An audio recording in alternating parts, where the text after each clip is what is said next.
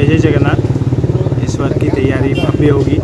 हमारे माननीय उपायुक्त महोदय काफ़ी सक्रिय से इस मेले के निगरानी में लगे हुए हैं।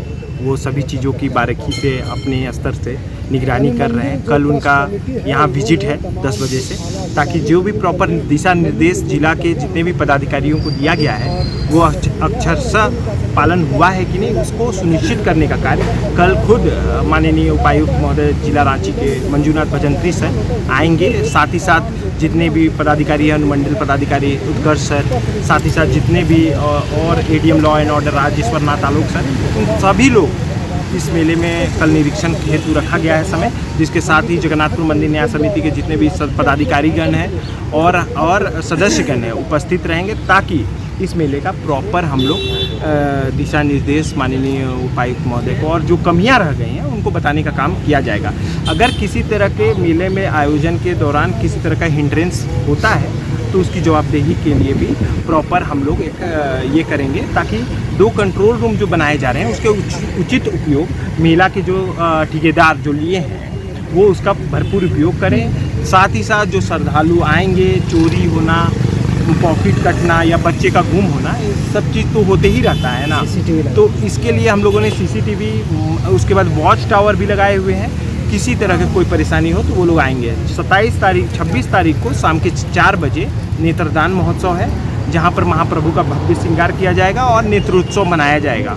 साथ ही भव्य श्रृंगार के साथ प्रभु का पट खुल जाता है आम श्रद्धालुओं के लिए, और 15 दिनों का एकांतवास समाप्त हो जाता है उस दिन।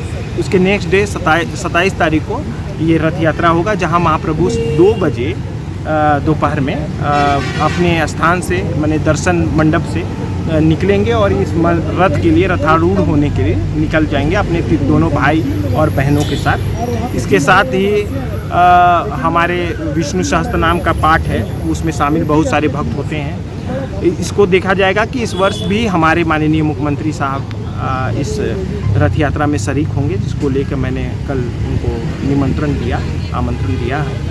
साथ ही महामहिम राज्यपाल महोदय भी जाएंगे और ऐसे बहुत सारे गणमान्य हैं हमारे झारखंड के जो इस रथ यात्रा में शरीक होने का आने का है। मैं सबका स्वागत करता हूं कि वो लोग आवे।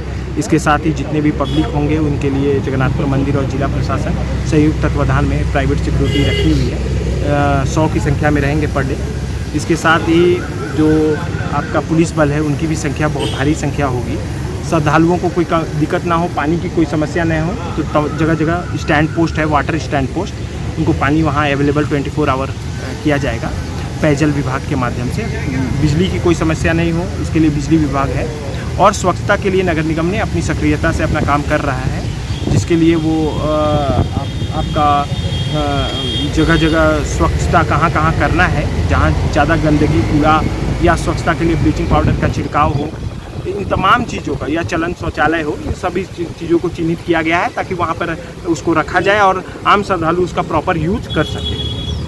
आपकी कमेटी द्वारा किस तरीके से सिक्योरिटी को इस्तेमाल करेंगे? हाँ, ये हम लोग का है कि किसी भी श्रद्धालु जब लाइन में लगते हैं तो उस समय क्या होता है, होड़ होता है कि मैं जल्दी पहुँचूँ, तो एक प्रॉपर लाइन लगाना है ताकि वो पहुँचे। साथ ही जो वाहन, जो सेवक लोग हैं, यहाँ पे शिविर बहुत सारे लगते हैं जो निःशुल्क रहते हैं। जैसे आपका ये भारत सेवाश्रम के शिविर लगते हैं, शिवयोग के शिविर लगते हैं, RSS के शिविर लगते हैं, बजरंग दल के भी शिविर लगते हैं, विश्व हिंदू परिषद के शिविर लगते हैं।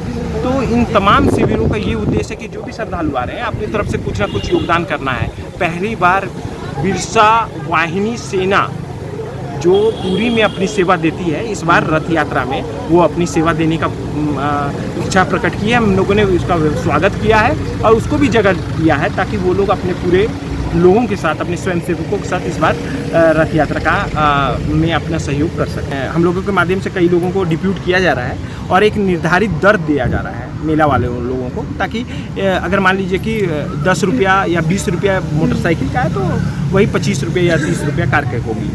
ऐसे करके जो नॉमिनल है, जो चल रहा है वही होगा।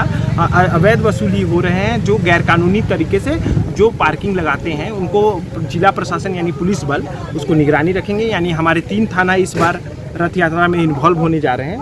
पहला है धुरवा थाना, उसके बाद जगन्नाथपुर थाना और विधानसभा थाना। साथ ही साथ हमारे जो DIG साहब हैं चंदन कुमार सिन्हा साहब, वो एकदम सक्रिय रहते हैं, अपनी धर्मपत्नी के साथ भी इस रथ मेले के दौरान आते हैं, पूजा करते हैं। तो हाँ, वो तो इतने श्रद्धालु हैं कि वो इन चीज़ों को बहुत बारीकी से देखते हैं और उसकी समस्या को, आप लोगों की जो इतने भी समस्या है उसको सॉल्व करने का भरपूर कदम उठाते हैं। महिलाओं और पुरुषों के लिए क्या क्या इंतज़ाम किया गया है? हाँ, महिलाओं के लिए है कि जितने भी महिला होंगे उसके लिए महिला सुरक्षा कर्मी होंगे, और ऐसा नहीं है कि पुरुष सुरक्षा कर्मी होंगे। और किसी भी महिला गलत करते हुए पकड़ा गए तो उसके लिए भी महिला सिक्योरिटी है, पुलिस हैं, वो लोग उसको संभालेंगे।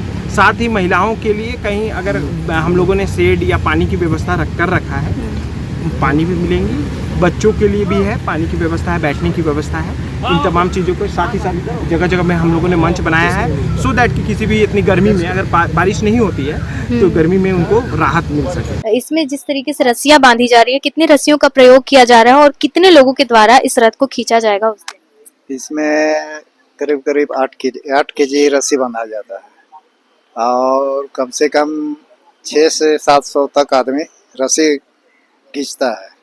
हाँ। और इसमें ये कितना वजन ले पाएगा जो आप बना रहे हैं? ये कम से कम 8 से 10 टन।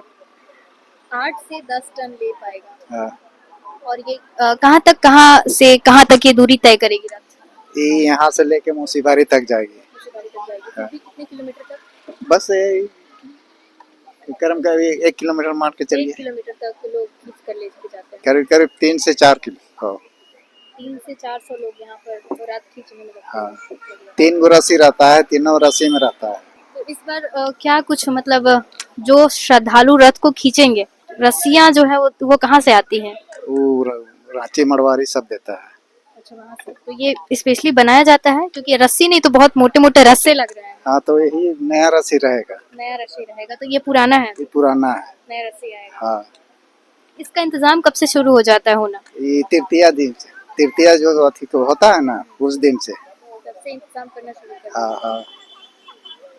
लोग जो श्रद्धालु आते हैं 300, आप बता रहे कि 300 लोग इस रथ को मिलके खींचते हैं, उस समय क्या लगता है स्लिप होने का जो है वो बना हो रहता है कि जिस तरीके से आप लोग बना रहे हैं, क्या क्योंकि स्लिप ना हो उसके लिए क्या व्यवस्था कर रहे हैं? सीढ़ी के वास्ते आएगा उधर से भगवान, और उसमें हम लोग लगाते हैं, उसमें इसी में चढ़ता है, चढ़ के तब से उसमें तैयारी करता है, तब से वहाँ तैयारी होने के बाद तब से जो पूजा पाठ होता है वो होता है। पहले कितनी पीढ़ियां आपकी बना चुकी हैं इस काम को, क्योंकि इससे पहले भी करती थी, पूरा परिवार आपका कर रहा है? से चलते आ रहा है। तो कितनी पीढ़ियां लगा चुकी हैं इस अभी तो जो पापा है उसका पापा सब, मतलब 2 से 3 पीढ़ियां जो है वो। हाँ।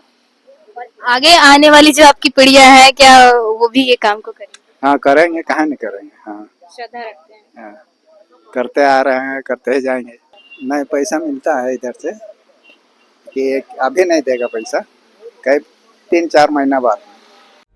लाइव लगातार के वीडियो को लाइक करें, सब्सक्राइब करें और बेल आइकन को दबाना न भूलें।